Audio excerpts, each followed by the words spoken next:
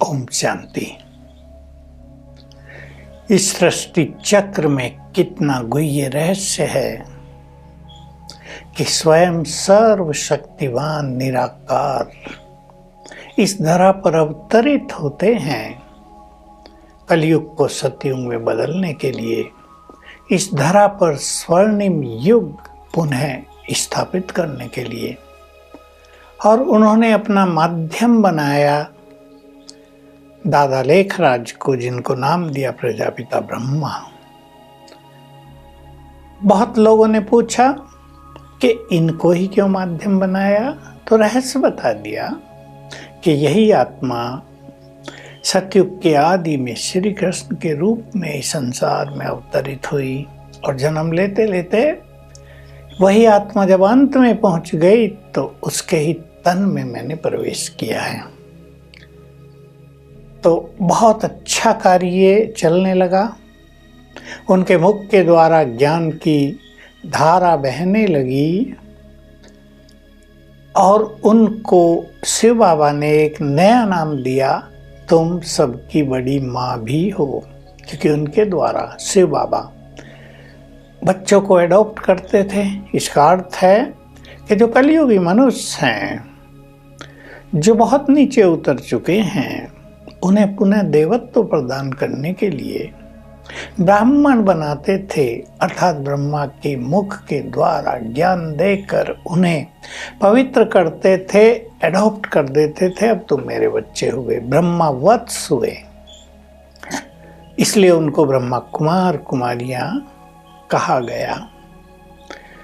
तो माता पिता दोनों बन गए, अलौकिक पिता, धर्म पिता भी, जिनके माध्यम से शिव बाबा को इस धरा पर पुनः आदि सनातन देवी देवता धर्म की स्थापना करनी थी और शुरू हो गई और अब वो पूर्ण होने को आई है।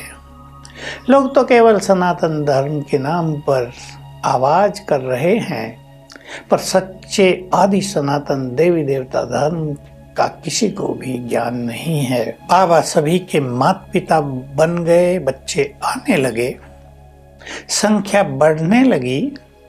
अब माता पिता केवल नाम के लिए तो नहीं होते।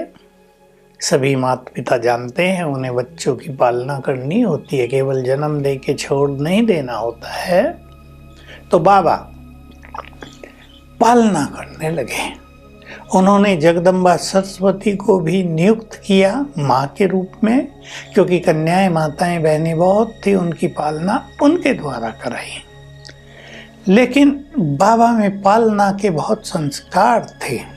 जैसे एक पिता अपने बच्चों को बहुत प्यार देता है, जब तक बच्चे बड़े हों कैसे वो गोद में खेलते हैं, उन्हें पालना मिलती है, प्यार मिलता है, अच्छी सीख मिलती है।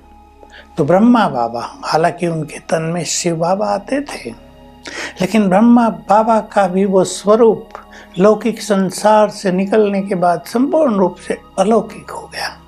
और एक बात सभी को जाननी चाहिए, शिव बाबा ने, जो सर्वशक्तिवान है, ऑल पावरफुल, जिसके बाद कोई नहीं है, उसने ब्रह्मा बाबा को अपनी अनेक शक्तियां दे दी, पावर दे दी, युग बदलने का अधिकार दे दिया, वरदान देने की शक्ति दे दी।